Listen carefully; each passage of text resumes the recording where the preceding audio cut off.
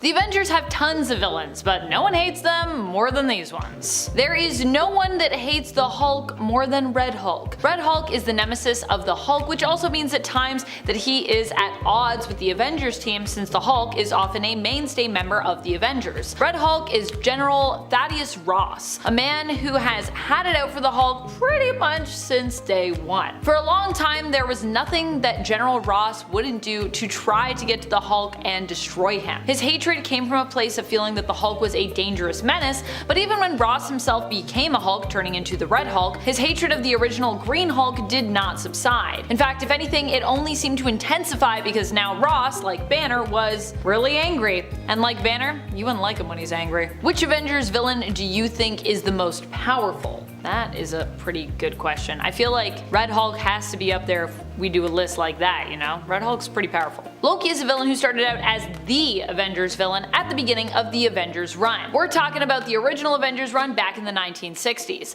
Loki is the first villain that they face in issue number 1. Loki, of course, not only has beef with the Avengers, but specifically has a lot of beef with one of their members, his brother Thor, who is of course one of the mainstays on that first initial roster for the team. But in issue number 1, that doesn't mean that Loki just goes after Thor. In fact, he actually tries to destabilize the Avengers by making it appear as though the Hulk has gone off and gone rogue. Loki isn't just about messing with Thor, he's also about creating instability on this team, which is also something we see with the MCU depiction of the character. This is also something that makes him very skilled and very scary as an Avengers villain, because he doesn't just attack the Avengers head on, he's sometimes a threat that they can't quite see. He tries to undermine the whole team and do so in a way that they don't even notice at times that they're just being messed with. Daken is the son of Wolverine, who actually currently goes by his given name of Akihiro, currently in the comics. The name Daken was actually a cruel nickname that Akihiro initially just adopted as his own. Daken in Japanese translates to cur or mongrel in English, and was used in reference to the fact that Akihiro was of mixed race. His mother was of course a Japanese woman, Itsu, who was slain before she could give birth to Daken, and his father was Wolverine, who believed that their unborn child had also perished along with his wife, and didn't actually know that Daken had actually been stolen and did indeed survive following Itsu's death. Daken was raised to hate his father and would grow up to become a villain, and specifically an enemy of Wolverine. Norman would even recruit Daken to become his stand-in Wolverine for his Dark Avengers team. And if you're wondering how this made him a hater of the Avengers, not the X-Men, that would be because Wolverine was actually on the Avengers team. Yeah, Wolverine's actually been an Avenger. Though I'm sure Daken was also not a fan of the X-Men either in the early days, considering yes, his dad is known for also being a prominent member of that superhero mutant team that we all love as well. The Red Ghost was originally a Fantastic Four villain. He's a Russian communist who was known for his mad science. He studied and sought to recreate the mutating effects of the cosmic rays, which were responsible of course for giving the Fantastic Four their powers. Ivan Kragoff built a ceramic ship, sounds really heavy, and went up into space with a team of apes. He and his apes gained powers. Ivan himself gained the ability to appear intangible, hence his name as the Red Ghost, and became the leader of the Super Apes. Later on, he would team up with the Mole Man and end up fighting the Avengers while they attempted to rescue their kidnapped teammate, Giant Man, from Mole Man's clutches. He was also thwarted of course by the Avengers later on when he attempted to rob a bank with this team of Super Apes. He may have started as an FF villain, but you can bet he has many reasons to hate the Avengers team as well. The Wrecking Crew is a villainous entourage who appear as sort of blue-collar construction workers. In reality, they are Dirk Garthwaite, who was the original Wrecker, and his team comprised of Thunderball, aka Elliot Franklin, previously a physicist, Bulldozer, previously a military sergeant known as Henry Camp, Pile Driver, aka Brian Kaluski, who used to be a farmer. They received their powers when they all came into contact with a crowbar as it was struck by some magical lightning. Good old magical lightning giving people powers. They have attempted to take hold of the Avengers Mansion on more than one occasion, teaming up with the Masters of Evil during one of their attempts, and kidnapping Misty Knight and using her to control Iron Fist another time. They're usually handily defeated by the Avengers whenever they go up against the team, however. It seems that having magical construction equipment and mystical abilities is just not enough to defeat the Avengers. Ultron hates a lot of folks. Pretty much if you aren't a robot, Ultron is not a fan of you.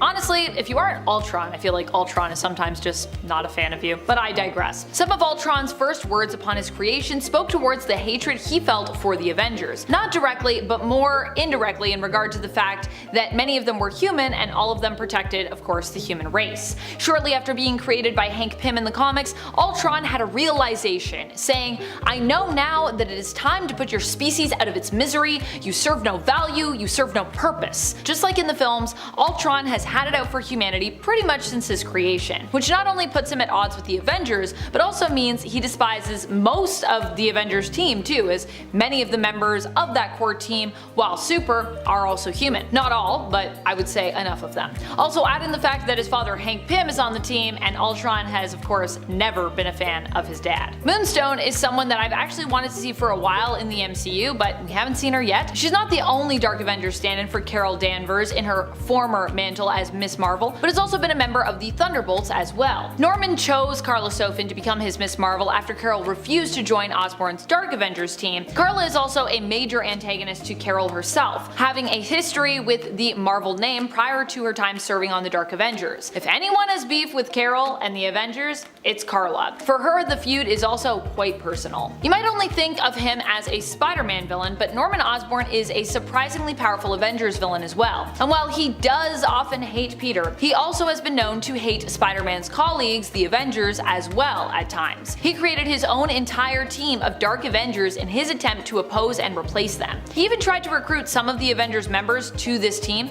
but of course, they refused. During his time as leader of the Hammer organization and of the Dark Avengers, Norman also gave himself a place on the team, replacing Iron Man as the Iron Patriot. Of course, he is much more sinister and obsessive than any version of Tony could ever be. Norman as Iron Patriot is not only a team member, but is also the one who ultimately decides who he wants on his team, recruiting other Avengers villains and turning them into alternate versions of their opposing heroes. Baron Zemo is one of my favorite villains when it comes to any and all that he opposes, but I think I especially love him as an Avengers villain. Zemo, while certainly dangerous on his own, is also well known for leading his own popular villain group, the Masters of Evil. Not only is this group formidable as rivals to the Avengers, but they also at one point attempted to defeat the Avengers by basically beating them at their own game. Yeah, this was when Baron Zemo came up with the plan to disguise the team and rebrand them as a hero group, attempting to beat the Avengers at their own thing that they do by just replacing the Avengers. Enter the Thunderbolts, the initial Thunderbolts team, that is. It wouldn't be revealed till after this team had made a name for themselves both in canon and in comics who they truly were, and honestly it was quite the impressive twist. The Triune Understanding was an organization led by Jonathan Tremont.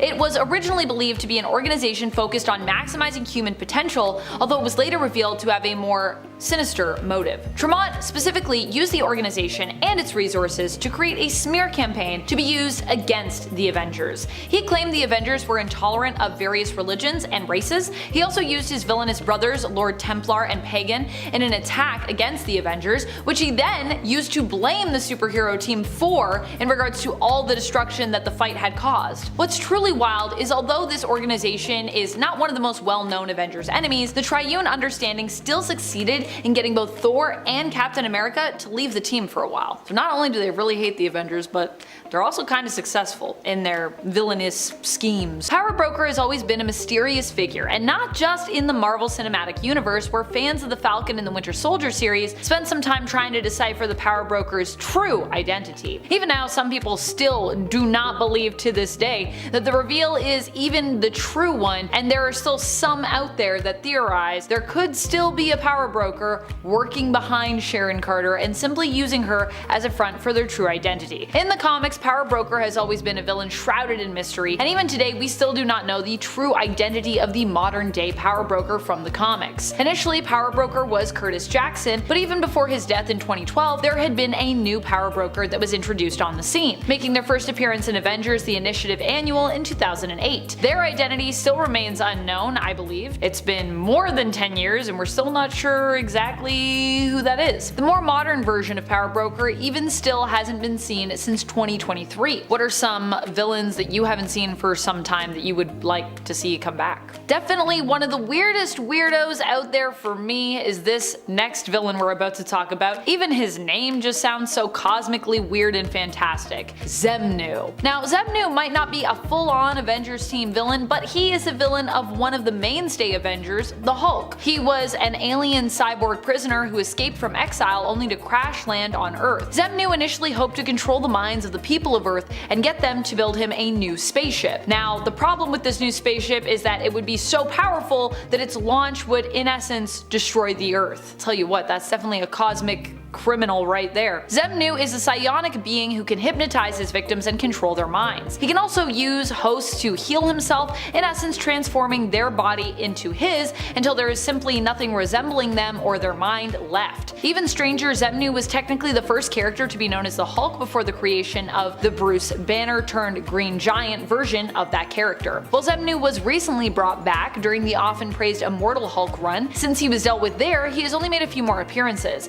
And mysteriously too, since during Immortal Hulk I believe he was permanently defeated there. We haven't seen Xemnu since his brief appearance though in the Infinity comic X-Men Unlimited, which can exclusively be read digitally on the Marvel Unlimited app. Xemnu anyways last appeared there in 2022. Honestly, one of the deeper cuts on our list is this next one, Space Phantom, or Space Phantoms sometimes. Initially believed to be the name of the character, we would later learn through various retcons that Space Phantom was more of a title or like a label than a true individual character name. Space Phantom is known for being a sower of chaos. Initially in the comics, Space Phantom made their first appearance in Avengers issue number 2, where they attempted to invade Earth by nullifying the Avengers team, shapeshifting into various characters in order to sow discord between the Avengers. Space Phantom initially claimed to be from space and claimed they were just kind of scouting ahead to get ready for an alien invasion that was behind them. And while this at some point might have been true, it's now believed that Space Phantoms actually hail from temporal limbo. Not Magic's limbo, but instead Immortus's realm, which exists outside of time. But while in limbo, they were basically warped during their stay there. They have also been used as agents of Immortus, the Kang variant, in the past as such. The Red Ghost started out as a Fantastic Four villain. He is a Russian communist who was known for his mad science. He studied and sought to recreate the mutating effects of the cosmic rays, which were responsible for giving the Fantastic Four their powers, of course. Ivan Kragoff built a ceramic ship that went up into space with a team of apes. He and his apes gained powers. Ivan himself gained the power to appear intangible, hence his name as the Red Ghost, and he became a leader of these super apes. Later on, he would team up with the Mole Man and end up fighting against the Avengers while they attempted to rescue their kidnapped teammate Giant Man from Mole Man's clutches. He was also thwarted by the Avengers later on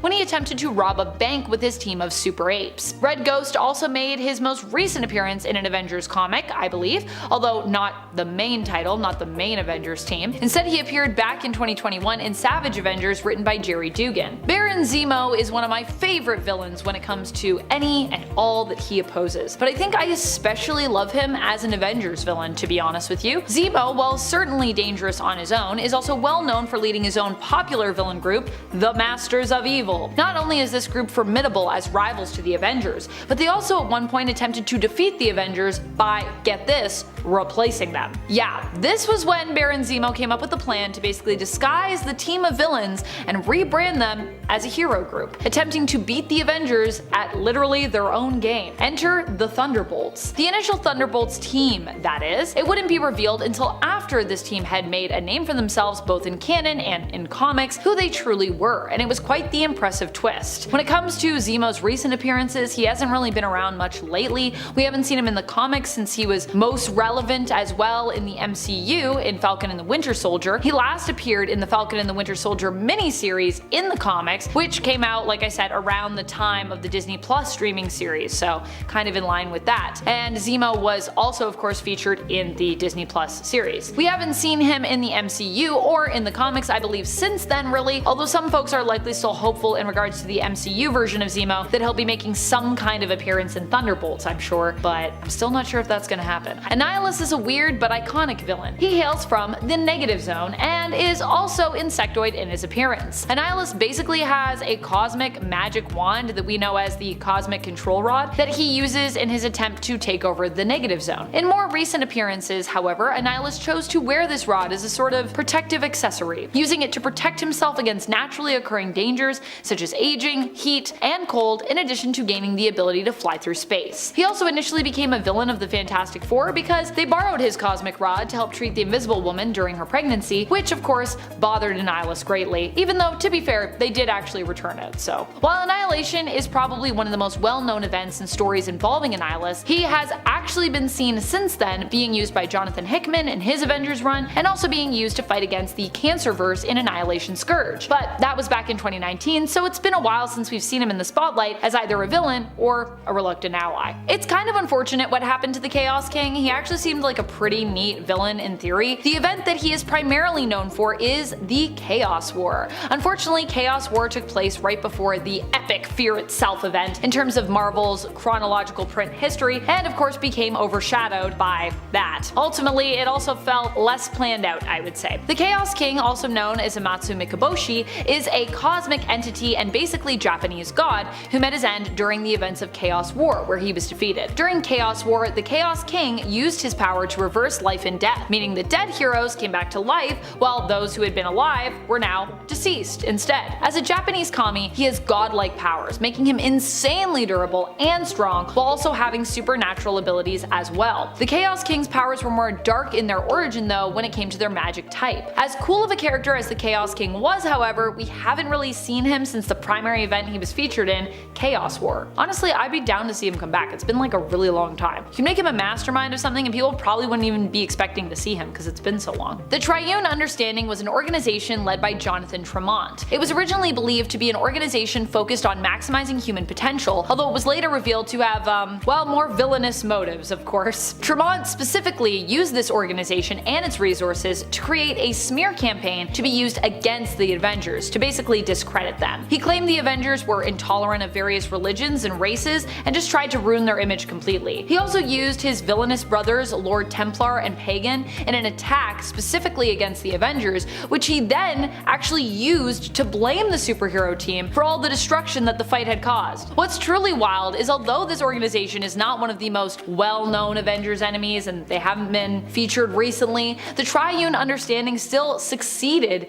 in getting both Thor and Captain America to leave the team for a bit. Surprisingly, despite their successes, however, we haven't really seen them for, I think, over 20 years in the comics. They just kind of faded away. Honestly, we should bring them back. They were pretty cool. Number 10. The Thunderbolts. There is a time in the comics where it looked like Earth had lost most of its heroes, and Baron Zemo saw this lull as the perfect time to organize a super team of his own. Although his crew, composed mostly of villains, pretended to be a force for good, they originally had evil intentions. The MCU Zemo, played by Daniel Bruhl, definitely has the intelligence and financial resources to pull together a Thunderbolts crew. Daniel Bruhl's Zemo has already been portrayed in a more sympathetic light in 2021's The Falcon and the Winter Soldier, and the Thunderbolts movie may see him continue to seek redemption for his past by spearheading a team of would-be heroes, or anti-heroes, or even possibly villains. It's also been shown that Julia Louis-Dreyfus Contessa Valentina Allegra de Fontaine is a major character in the movie. We've seen Contessa appear in several Phase 4 post-credit scenes already, recruiting characters like Florence Pugh's Yelena Belova and Wyatt Russell's John Walker to her mysterious cause. Contessa may be forming the Thunderbolts in response to the dissolution of the Avengers, but given the character's often treacherous nature in the comics, it's easy to imagine Contessa doing something villainous. I'm just imagining an eventual team-on-team fight like in Civil War instead of just having another big bad. Number 9. Nightmare. Originally hailing from the dream dimension, the demon known as Nightmare can imprison a being's astral form and torment them. There have been several hints of Nightmare lurking in the background. On Loki, Mobius appears to make reference to the villain's name, and although Marvel's Agents of S.H.I.E.L.D. might not be canon, it definitely introduced the concept of a dream dimension. Doctor Strange and the Multiverse of Madness made a statement about how dreams were actually visions into alternate universe versions of yourself, and with dreams comes nightmares. Imagine if Nightmare had been manipulating the dreams of someone like the Scarlet Witch to make her go a little bonkers. Nightmare is one of Doctor Strange's oldest foes, and it makes sense that he would show up, but I'm not entirely convinced he would be an Avengers level threat. Number 8. Mephisto. On that note, the Marvel Cinematic Universe does feel like it's preparing itself itself to embrace the darker elements of its comic book counterparts, with projects such as Doctor Strange and the Multiverse of Madness and Moon Knight out and about, and Blade on the way with the Black Knight semi-introduced, not to mention the Dweller in Darkness and Shang-Chi. The MCU is getting a darker side, and what's darker than some demons? And if we're talking demons, why not start with one a few of us thought was going to be showing up in the Loki show? Mephisto is the perfect villain to anchor that hell on earth conflict that seems to be coming for Doctor Strange and the other characters who also happen to be a part of the Midnight Suns, a team of mystically powered occult fighters. It would be a unique villain for the Avengers, or maybe an MCU Midnight Suns team to face. Number 7, Chthon. Last on the list of possible demons would have to be the Elder God Chthon. As the Earth's first black magician, he would make an excellent Doctor Strange villain, or even a mystical based threat like Mephisto or Nightmare. More than that though, he was the creator of the Darkhold, that dark magical book that first showed up in WandaVision and then more recently in the Multiverse of Madness, where it corrupted the Scarlet Witch. Funnily enough, something similar happened in the comics too, only the Darkhold corrupted Wanda for the express purpose of releasing Chthon into the world. In the Darkhold story, it is Wanda who does eventually defeat Chthon with the quote-unquote help of Doctor Doom. And given her recent transgressions in WandaVision and Multiverse of Madness, it might be a nice way for her to redeem her character.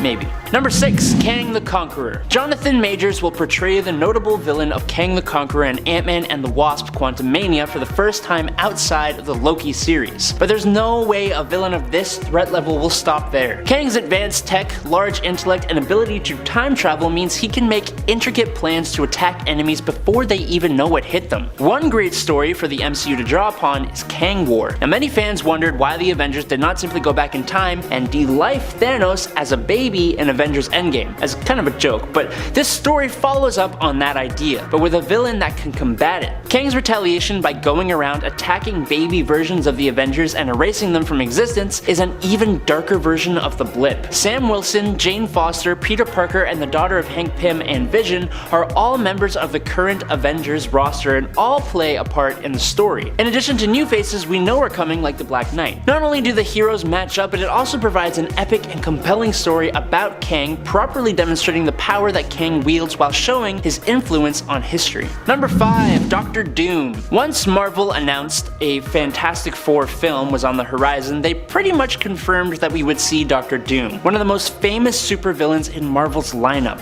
It's incredibly unlikely that they'd leave him out of the new adaptation. Although Doctor Doom was introduced as a Fantastic Four foe, he has the resources and power, both magical and technological, to take on the current MCU Avengers, easily. We can also easily see Earth's mightiest heroes meeting the MCU's Doom within the next few years. There's even the possibility of Doom becoming the next big bad of the MCU. Kevin Feige has been dropping some not so subtle hints about the possibility of secret wars taking place within the MCU, and no matter which version they adapt, Doctor Doom is a crucial character in all those stories. Personally, I hope it's the 2015 version, as we have already heard mention of the incursions from Reed Richards, and with the sacred timeline going into complete upheaval, it's possible that could be an incursion starting event. Just give me God Emperor Doom already! Number 4, Magneto. It's hard to imagine Marvel introducing the X-Men into the MCU without also introducing Charles Xavier's #1 frenemy, Magneto. Magneto is such a key and imposing villain in the comics. He has been portrayed twice on the screen, with Michael Fassbender and Ian McKellen killing it both times. Furthermore than just the popularity of the character and the necessity for him to appear opposing the mutants, some insider gossip and possible rumors suggest that Magneto will be teaming up with none other than Doctor Doom in the 5th phase of Marvel. And not only does that completely make sense, it's also terribly cool to imagine. There isn't much to say, because if the MCU is getting mutants, this is kind of a no-brainer. Number 3, Galactus. In Eternals, we learn that unborn Celestials are planted inside planets across the universe, waiting for intelligent life to reach a point in which those Celestials can use that energy to be born, destroy said planet, and begin creating another sun that will power another galaxy in the place of the one destroyed. Being an ancient universe entity, Galactus is an all-powerful cosmic being that acts as a balance of power in the current universe. He does this by devouring planets throughout the cosmos as a source of energy to stay alive. It is more likely than not that Arishem the Judge, a Celestial, considers the death of a baby Celestial as a punishable offense. Galactus could be in the MCU as a tool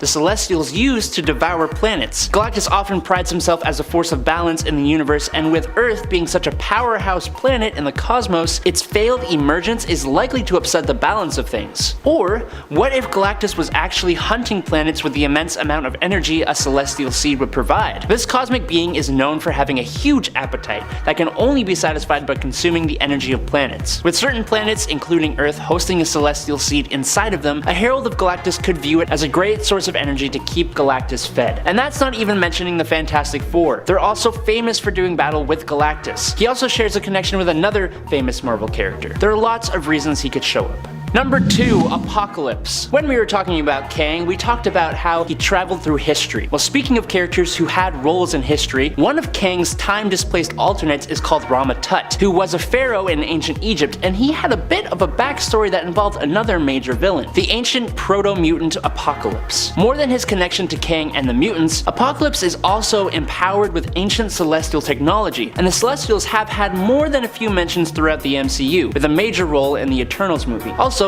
this major villain is arguably as powerful, if not possibly more powerful than Thanos in different ways. Actually, speaking of Thanos, Apocalypse may be a bit too much like the Big Chin in terms of stature and the fact that he has his Horsemen of the Apocalypse like Thanos has the Black Order, but he has so much more to offer than that. I also think we gotta get a live-action redemption for this villain after the kind of bad Age of Apocalypse X-Men movie from 2016, but that's just my opinion. Number 1, The Beyonder. The original Secret Wars series, initiated by Marvel Comics in the 80s, was spearheaded by a cosmic entity known as the Beyonder, who observed the multiversal heroes and villains and, wishing to know more about human nature and conflict, transported them to an alternate world he created known as Battle World, made out of a mishmash of parts of Earth and other planets in the galaxy. The Beyonder brought together Marvel superheroes and villains onto this world, such as the Avengers, the Fantastic Four, the X-Men, and Spider-Man, including antagonists Dr. Octopus, Kang the Conqueror, and most importantly, Molecule Man and Dr. Doom. The threat of multiversal incursions that played a large part in the 2015 Secret Wars has already been established in 2022's Doctor Strange in the Multiverse of Madness, and we can strongly suspect Dr. Doom will be introduced very soon. After Thanos, the MCU needs a main villain with another more original motive. The Beyonder's desire to understand human nature allows for interesting narrative possibilities and philosophical discussions. Why conflict is inevitable, why people always want to achieve something more, and why imperfection makes life worth living are some of the themes the culmination of the MCU's Phase 5 could tackle. Not to mention, Beyonder is leagues and bounds beyond the power of Thanos. At number 10 is Ultron. Ultron, the AI antagonist from the Avengers, delves into the intriguing realm of human-robot interaction. Created by Tony Stark in the MCU, but was actually the mindchild of Hank Pym in the original comics, its prime directive is achieving world peace, and surmises that the only way that would be possible is to eliminate humanity. Ultron's self-improving nature grants it exponential growth in power and intellect. This villain proves relentless thanks to its ability to adapt,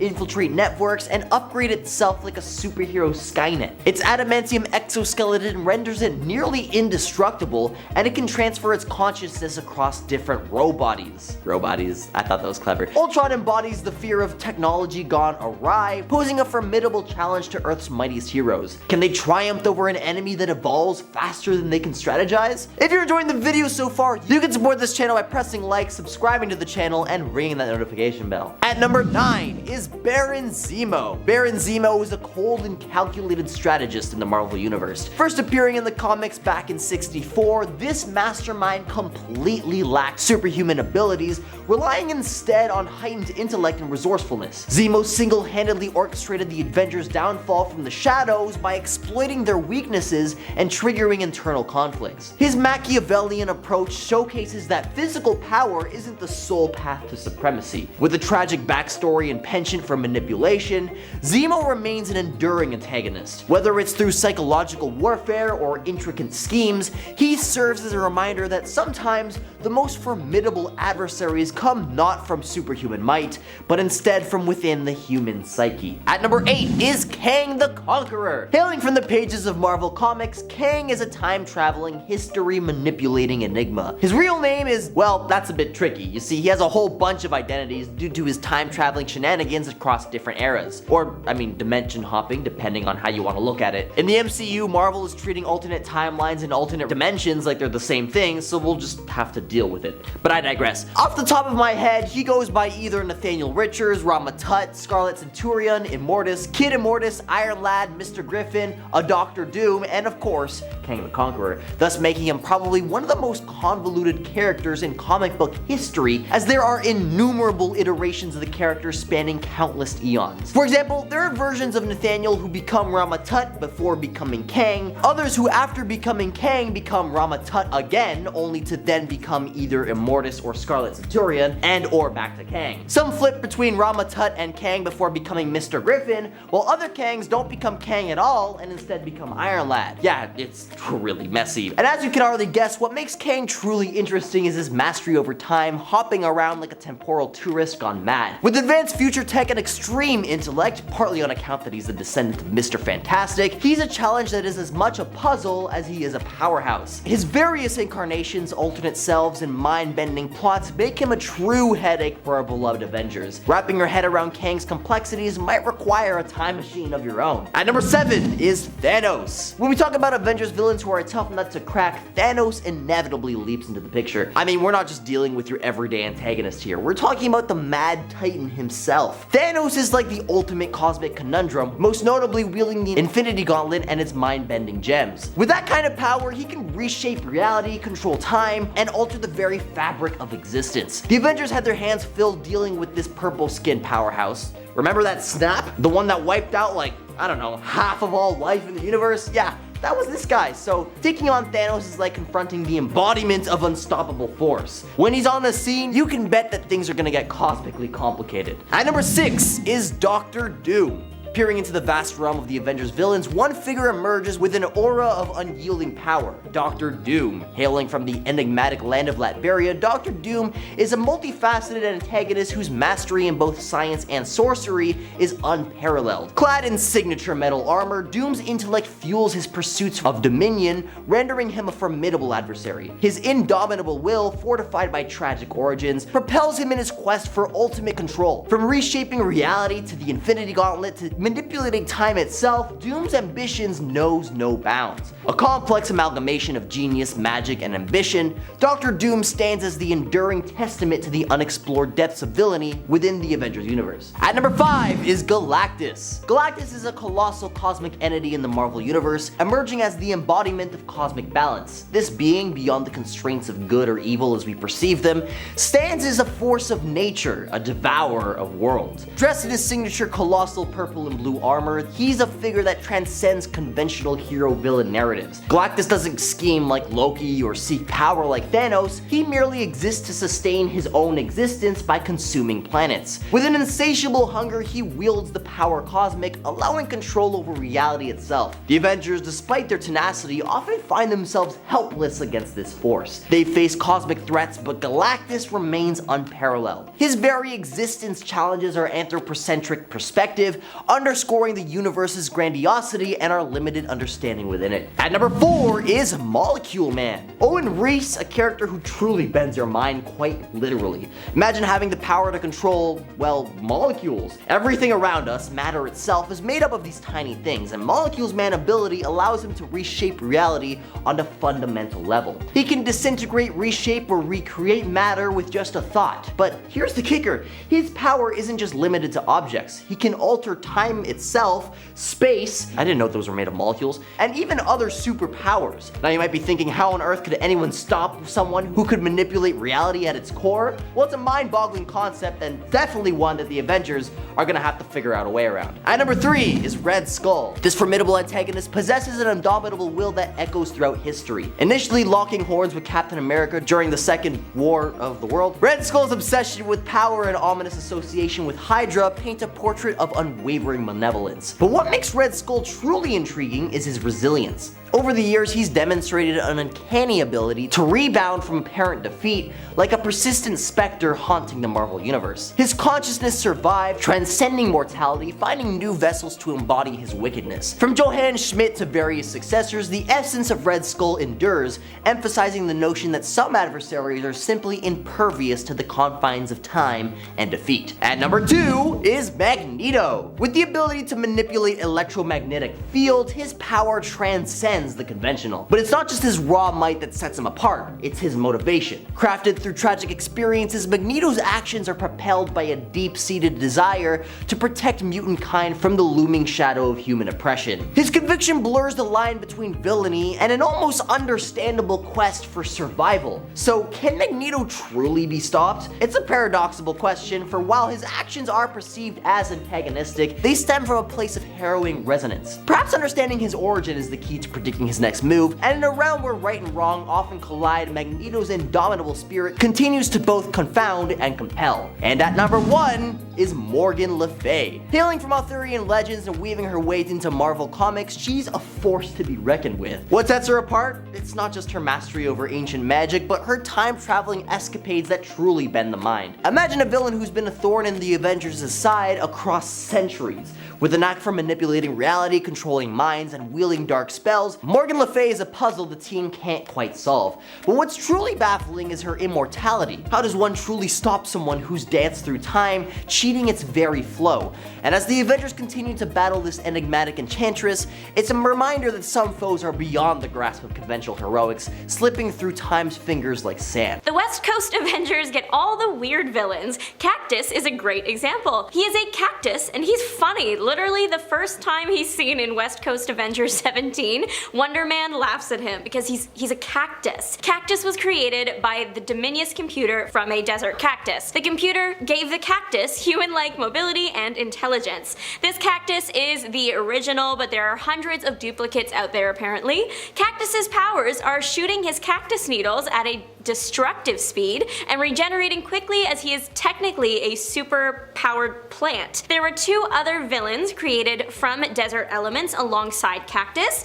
They were Butt, made of rock, and Gilla, made from the venomous lizard called the Gilla Monster. A super cactus, while funny and cool, didn't stand much of a chance against the West Coast Avengers and was defeated, but maybe we'll see a clone of him somewhere soon. Live action 2-Gun Kid or Rawhide Kid can fight it. The leader of the group of desert misfits Cactus was Sunstroke. He was a human, however we don't really know how he got his powers. The villain just says he created himself, whatever that means. All he says to explain is that a man's sense of strategy was melded with the power of the Day Star. Merging with this power made him capable of absorbing light and heat. He can also generate light and heat to attack with. He did threaten to melt the armor off Iron Man's back. He fought the Avengers in the desert that day and disappeared shortly after that battle was ultimately lost. He resurfaced to attend a weapons expo and briefly fought Captain America.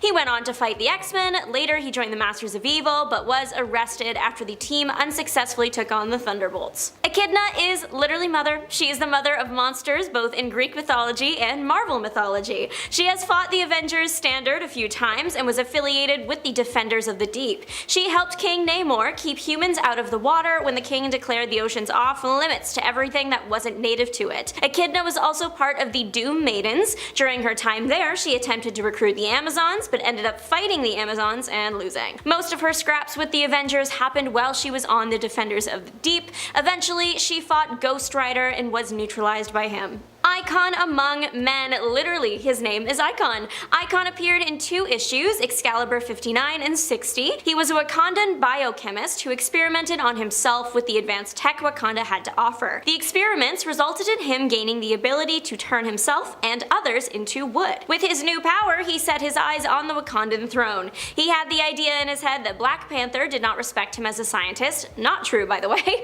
One night during a Wakandan celebration, Icon shows up and starts turning people to wood. Luckily, the Avengers are in attendance, something Icon did not plan for. He does have an ace up his sleeve though. When someone is turned to wood, they are then under Icon's control. Black Panther wouldn't let the Avengers attack the wooden army as they are still technically his subjects. But worry not, out of literally nowhere comes this guy called Jungle Man to distract Icon. Jungle Man gives the Avengers their moment to start the fight, but Icon surrenders very quickly. The reason is because his whole plan rested on taking the throne quickly through fear, because the turning to wood thing only lasts an hour. The change back makes him pass out and he's carried away by Black Panther. Grotesque is hard to kill, for real. He first fought against the X-Men and was the guy that everyone thought eliminated Professor X, but he didn't because it was was changeling, but the energy blast Grotesque took then didn't kill him, and he went on to become a menace to Miss Marvel next. She also hit him with something that should have ended him. He again survived and fought the Avengers. In this particular battle, he was part of a group of subterranean beings that were initially fleeing their home underground because it was being attacked by deviants. Grotesque was a villain at heart though, and later, after that battle, kidnapped Thor's human host, Donald Blake, holding him hostage while Grotesque's lava men brought the living rock to the surface. The idea was that the living rock would then blow up a lot of the surface world. Thor made sure that didn't happen and broke the rock before it could come up. All the energy from the rock supposedly destroyed Grotesque. But he lived. He really is that one Emma Roberts surprise but you thought you'd seen the last of me meme. Turns out the energy just destroyed his body, not his spirit, so that was still floating around. The lava men took that spirit and put it in impenetrable armor, and he went on to fight the X-Men again. Nightcrawler found the cheat code to defeat Spirit Armor Grotesque. He took off his helmet. That's it. That caused the spirit to dissipate. Is this the end for Grotesque? Who knows? He has come back so many times, I wouldn't be surprised if we see him again soon. Making a deal with the devil is a common occurrence in the Marvel Universe. Actor Jason Rowland joined the trend in Tower of Shadows 5 when he made a deal with a demon, acting success in exchange for his soul. The demon was revealed to be Satanish, created by Dormammu and one of the most powerful demons seen by Earth. Jason's side effect of the deal was he looked like a monster, so he stayed out of the spotlight for a few years. He also, in that time, took on the villain name Hangman. Eventually, he met the mercenary group Night Shift and took over the team for Satanish. Hangman convinced the team to give up their souls to him so he could have more fame and power. The only thing was in the middle of all of this, his group caught the attention of the West Coast Avengers. The West Coast Avengers and Night Shift, while initially at odds, joined forces once the Night Shift realized their souls were in jeopardy. When the two teams defeated Hangman and his master, Hangman left to join another team of villains, the Lethal Legion. The Legion belonged to Satanish, and they again fought the West Coast Avengers and lost. The name Hangman didn't come out of nowhere. He carries around an enchanted rope. The rope can be as long as he wants it to be, and you can't cut it unless he wants you to. Literally, by force of will, Hangman can make the rope uncuttable. The rope is like an extension of Hangman as it responds telepathically to him. But if you hurt the rope, you won't hurt him. Necrodamus was born all shriveled up. His body was incredibly weak. The natural fix here is to turn to dark magic. That's the only thing you can do.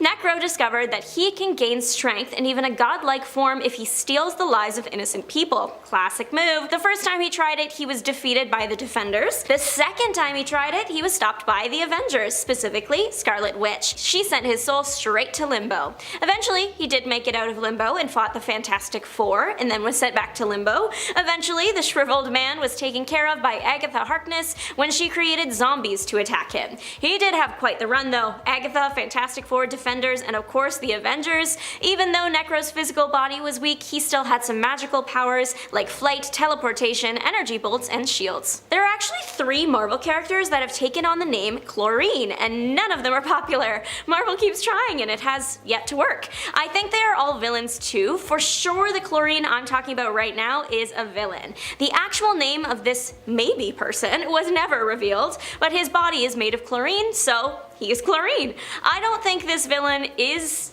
human. He refers to humans as humans, and usually if you are a human, you wouldn't make a point to do that. This particular version of the character has only been seen once, in Avengers Volume 1, Issue 188. In that single issue, we meet the whole team of elements actually. There's 4 of them: chlorine, carbon, phosphorus, vanadium, and radium. They are referred to as the Elementals, but they are not affiliated with the ones in Spider-Man Far From Home at all. The Elementals catch the attention of the Avengers because they are messing with a nuclear reactor. They might have been humans that forgot they were humans. It's complicated. What we do know is that they take humans to this pod connected to the nuclear reactor to rearrange their atoms to make them the desired element. So maybe that's where they all came from. They are trying to create 100 more element people. That is their goal. My guess is they want the whole periodic table. They fail, and the Avengers eventually defeat them. Chlorine did make the team retreat at first though. Since his entire body is chlorine, he can release large quantities of chlorine gas, and that's very poisonous.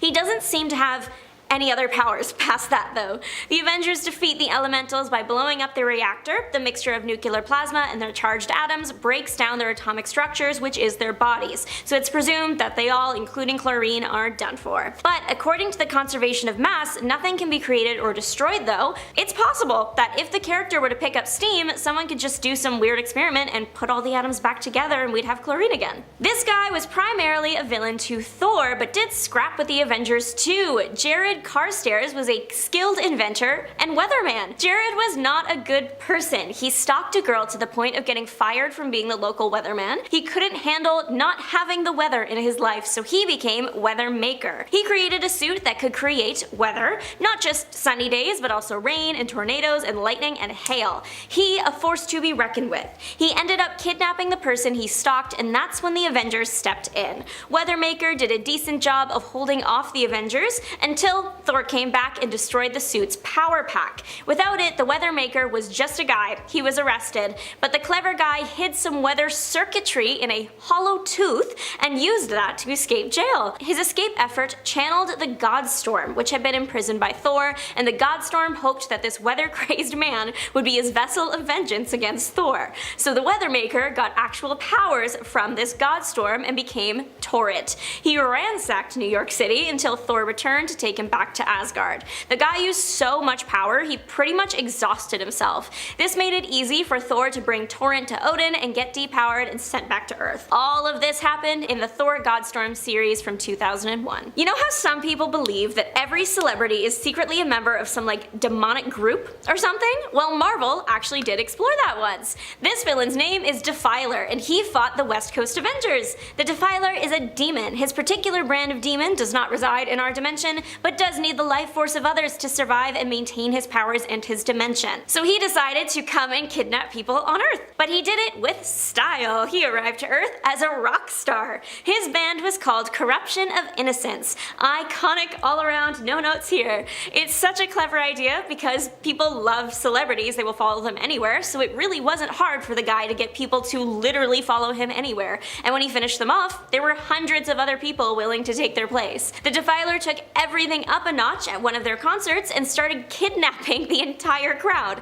That's not even the wildest part of this issue, the whole thing is bonkers. To save all the people that had been transported through the portal to the demon dimension, Hank Pym and Mockingbird go to the dimension with a big rope tied around Pym. There are at least 100 people to save though, and all their life forces have been depleted, so they're all too weak to walk out. The solution? Hank Pym takes a fingerboard, those little tiny skateboards, and turns it into a huge skateboard so everyone can ride it out. The Defiler ultimately does get defeated when he is thrown back into his world. It's presumed that he is gone forever and died alongside his world. The world has nothing on it to feed anymore, so it is presumably gone. If you want to check out all the wacky antics, the comic is West Coast Avengers Volume 2, Issue 38. Coming in at number 10 today is Lord Mar-Vell. Mar-Vell of the Kree was Marvel Comics' original Captain Marvel, and he was also the first Marvel superhero to permanently pass away when he succumbed to cancer in 1982's The Death of Captain Marvel. The character has reappeared as visions or in flashbacks and obviously in alternate realities, but the one we will focus on today is Mar-Vell of the Cancerverse. It's just a really cool and creative idea. Basically, on his infamous deathbed, the many angled ones contact and corrupt the dying Mar-Vell, granting him new powers which he used to transmute the other heroes, and with Marvel as their lord, they took down the Avatar of Death itself, which in turn completely destroyed Death, allowing the many angled ones to invade their reality. Number 9. Ultron. Ultron was created by writer Roy Thomas and artist John Buscema, and made his first appearance in Avengers issue number 54 back in 1968. He's an advanced AI with a highly intelligent and malevolent personality, initially created by Dr. Henry Pym, you know, the original Ant-Man.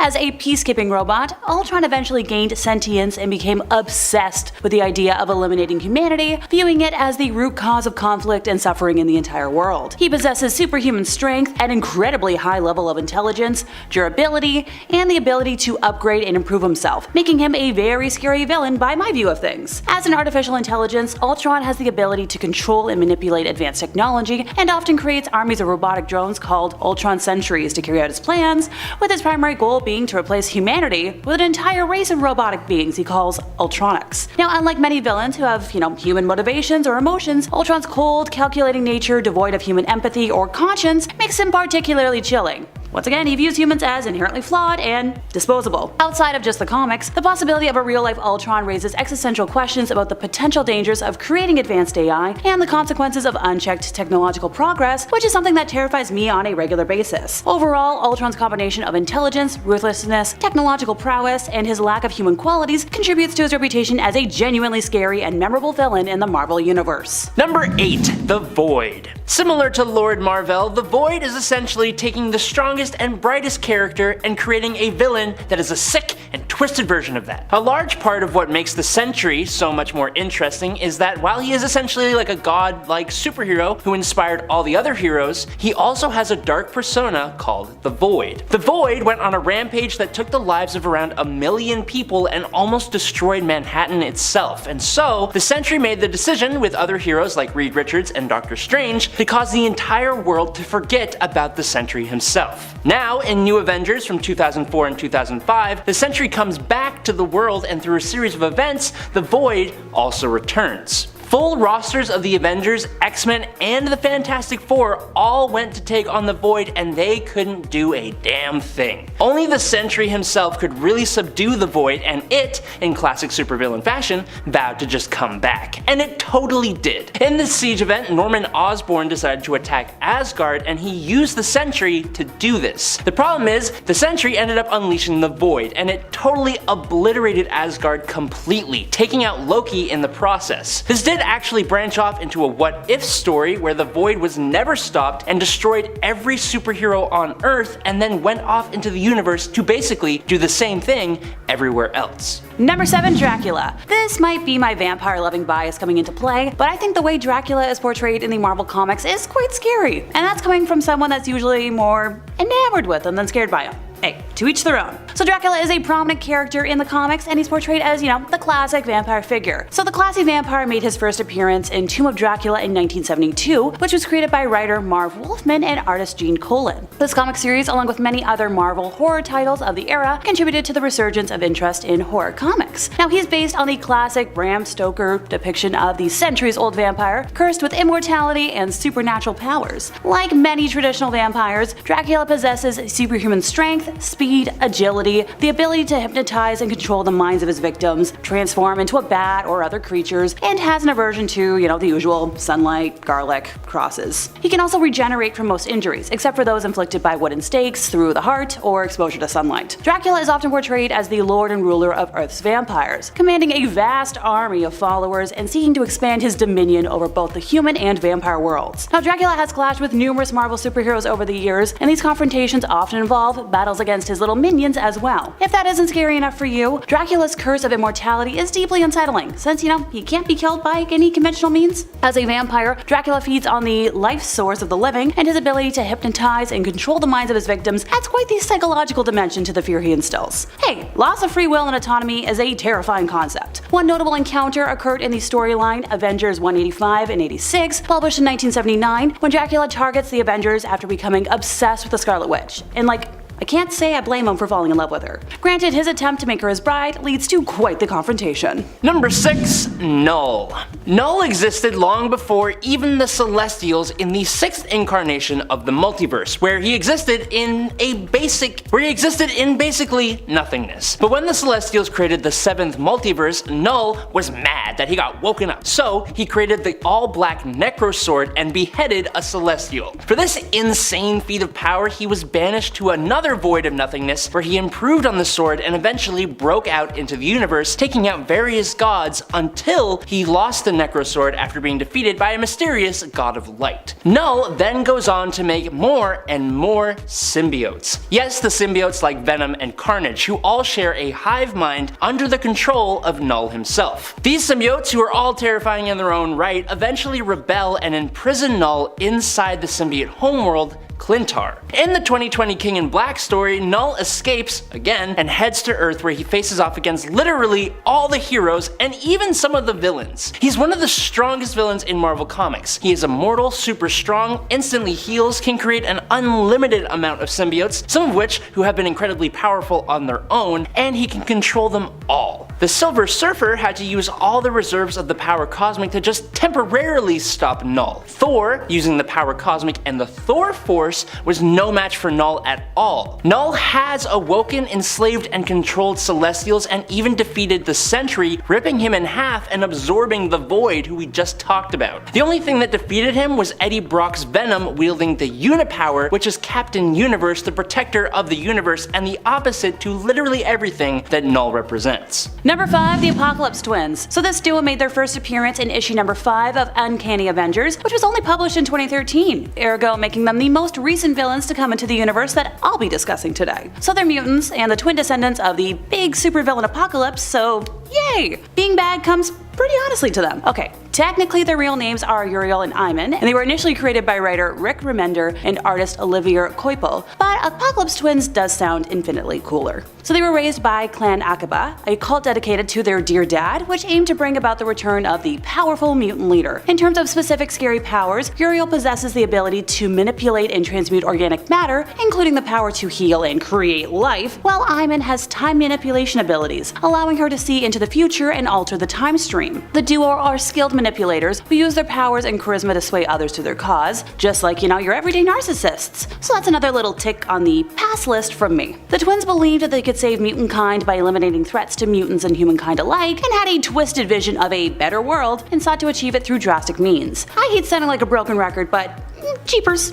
Look, a perfect world does not exist when created by force. In terms of, the hell they've unleashed specifically on the Avengers, they created a team of the 4 Horsemen of Death to execute their plans and clashed with the Avengers and the X-Men, leading to a major conflict known as the Ragnarok Now storyline. The storylines involving the Apocalypse Twins had lasting repercussions in the Marvel Universe, affecting relationships among mutants and superheroes. Their parentage plays obviously a very significant role in their menacing presence. As the offspring of Apocalypse, one of the most powerful and iconic villains in Marvel history, their genetic lineage implies an inherent potential for immense power and malevolence. Number 4, Chthon. Chthon stands as one of the most powerful demons in existence in Marvel Comics, and his ancient origins make him comparable to the very archetype of evil itself. He predates even the likes of Mephisto and is often regarded as the closest embodiment of the devil in demonology in Marvel Comics. Chthon and his Ngarai once ruled over Earth until they faced an assault by the angel Lucifer, an event that occurred long before Lucifer's rebellion against heaven and his ascent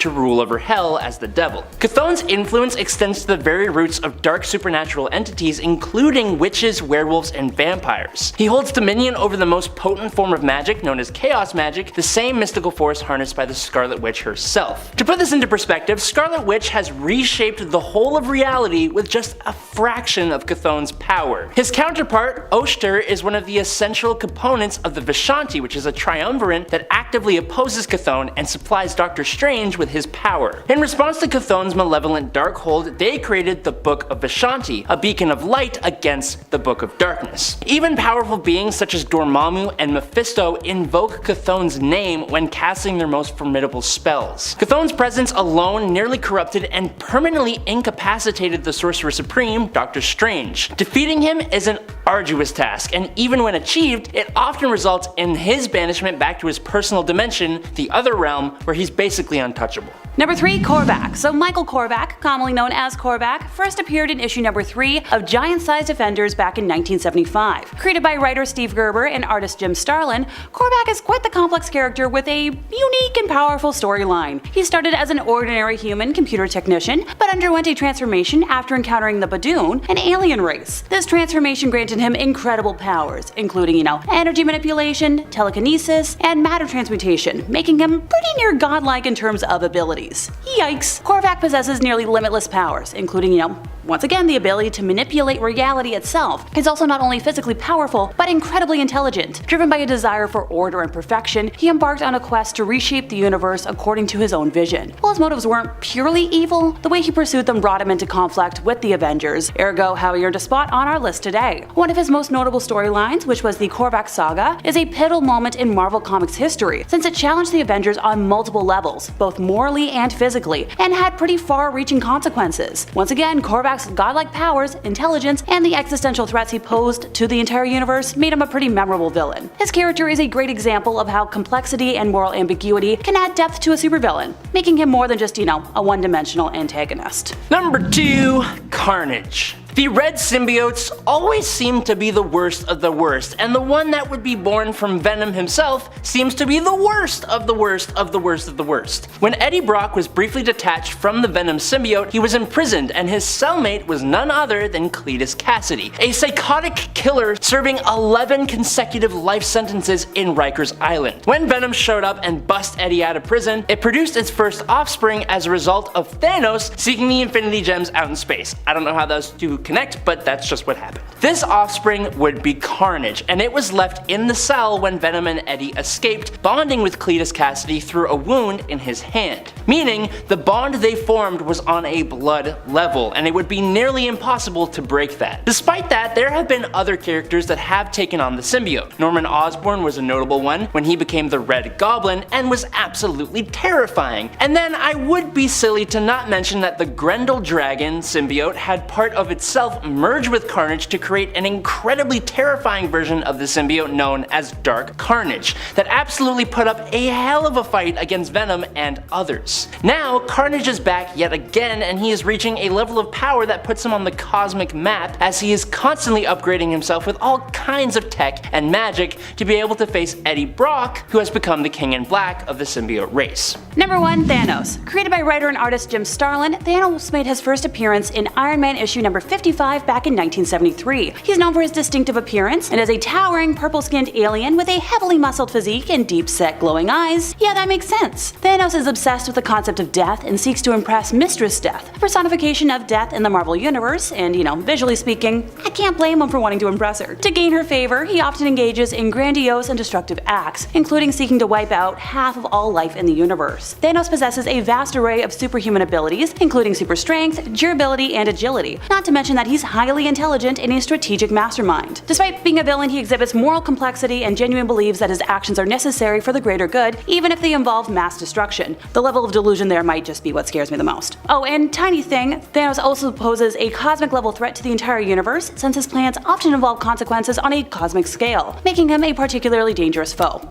Nope. Villains don't always win the day, but sometimes they don't need a full victory to embarrass and shame their heroes. Now, of course, Thanos in the comics is still a big deal, but in the MCU, I feel like they beefed him up even more. So much so that a lot of people compare Thanos to Darkseid. Thanos is kind of like Marvel's Darkseid equivalent. Even in the comics, sure, but the MCU reality lifted him up to be on the same level as DC's Darkseid and make him once again worthy of that comparison. Thanos is also obviously super overpowered in the Marvel Cinematic Universe because he is armed with the Infinity Gauntlet and wielding all of the Infinity Stones. If you can survive doing so, this would make almost any character unstoppable. But honestly, even in the comics when Thanos has not been armed with the Gauntlet, he has managed to decimate entire planets and threaten the existence of life on Earth and throughout the universe time and time again. It's the Mad Titan's strong will and his determination, as well as his physical might and prowess, that honestly just makes him so deadly. And he's just very committed. He's a committed guy. Which villain do you think is the most committed? Let me know in the comments. Khonshu is an interesting one because most people wouldn't think of Khonshu as a villain. Khonshu is the god of the moon who also happens to be the being that gives Mark Spector, aka Moon Knight, his power set. At least, depending on which story we're reading, but for the most part, that's how it goes. So with Khonshu being attached to a hero, you wouldn't really think that he'd be going up against Avengers, and yet that is exactly what happened happened in the age of Khonshu here. Khonshu manipulated Mark into doing his bidding, getting him to take from the Avengers elements of their power so that they could use those to fight against a greater threat, which was Mephisto. The problem with this being that while Khonshu did want to do this so that he could defeat Mephisto, who is obviously a really bad guy at the end of the day, Khonshu also wanted to take over Earth kind of, and turn it into like an Egyptian afterlife, if you would. In the end, even Moon Knight turned on Khonshu once this was revealed and ended up joining up with the Avengers instead. The group of them were then able to beat Khonshu back together, and he actually ended up pretty much imprisoned. But this doesn't change the fact that through Moon Knight, Khonshu was actually able to humble pretty much everybody on this team here. It's kind of unfortunate what happened to the Chaos King. He actually seemed like a pretty neat villain in theory. The event that he is primarily known for is Chaos War. Unfortunately, Chaos War took place right before the epic Fear Itself event in terms of Marvel chronological print history, and pretty much just became like overshadowed by that. Ultimately, it also felt less planned out. The Chaos King, also known as Amatsu Mikaboshi, is a cosmic entity, and basically a Japanese god who met his end during the events of Chaos War, where he was defeated. So we got an Egyptian god and we got a Japanese god. During Chaos War, the Chaos King used his powers to reverse life and death, meaning that dead heroes came back to life while those who had been alive were now deceased instead. As a Japanese kami, he has godlike powers, making him insanely durable and strong, while also having supernatural abilities as well. The Chaos King's powers were more dark in origin though when it came to their magic type. Raquel managed to pull one over on the Avengers and honestly most of the cosmos and all of Earth, after years later revealing that she actually had not died but had been alive the whole time, undercover and secretly scheming to unite the Kree and Skrull empires under the rule of her grandson. It had also been so long that her return was mostly met with confusion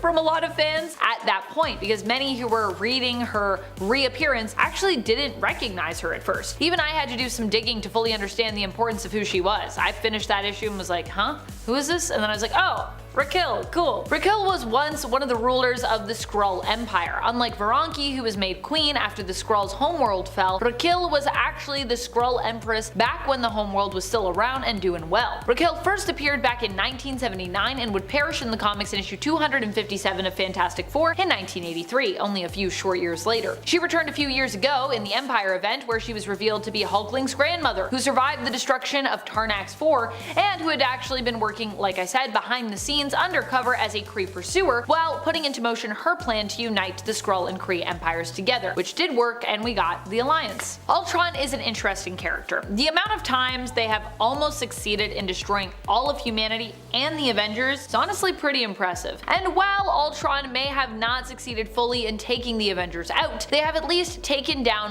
one Avenger at the time seemingly permanently, for a while seemingly permanently, because this character was gone for a long time until recently. That would be their creator, Hank Pym, aka Ant-Man. Ant-Man ended up being merged with Ultron, and although initially it was believed that he was still alive in there but just existing within a shared consciousness, we would actually later learn that he did not actually survive this process, and it was instead at that moment that he became deceased, despite some of his physical form still seeming to survive. However, as of Avengers Inc., Hank has returned, but still, for a while there, he was pretty perma-dead. The Progenitor is really a superhero who humbled the Avengers by simply judging them. The Progenitor put the Avengers to a test in multiple ways. One of the ways they actually challenged the Avengers and all of the heroes of Earth's strength was when they came to judge humanity. The other is when they challenged the Avengers in the way of their own capability, as Iron Man, aka Tony Stark, was actually one of the Avengers to work on creating the Progenitor, and even after that, the Progenitor still was not made to be a hero. Literally helped make the Progenitor, and then the Progenitor turned around and was like, actually I'm gonna judge all of humanity now. Not a great look. And this was a Celestial that was of course also based off of Tony Stark's nervous system. It was partially based off of Tony, and yet still not a hero. So what does that say about Iron Man? I do not know, although I love that Iron Man still got judged with a thumbs up. Hilarious. But regardless of this, the Progenitor also tested each and every Avengers member on a one-on-one basis. When they decided that humanity might not be worth saving, the Earth might not be worth saving, and in order to decide, they would actually have to judge each person on Earth individually. Some Avengers succeeded and passed this test, and some Avengers failed their tests. But ultimately, they opened themselves up to be judged by the Progenitor by being part of the Progenitor's creation, and also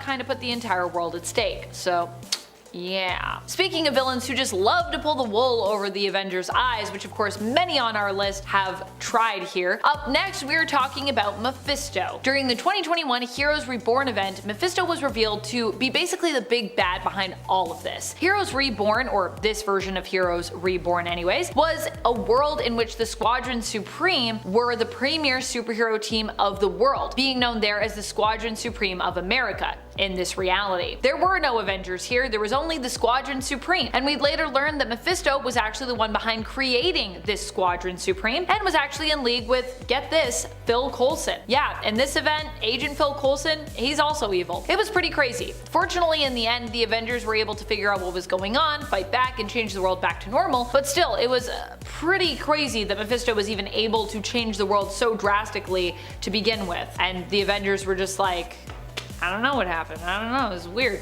For the most part anyways. I'm not even disappointed in the Avengers for being humbled by this next villain here. We're talking about Magus. Magus is the evil alternate of Adam Warlock, kind of like his evil twin.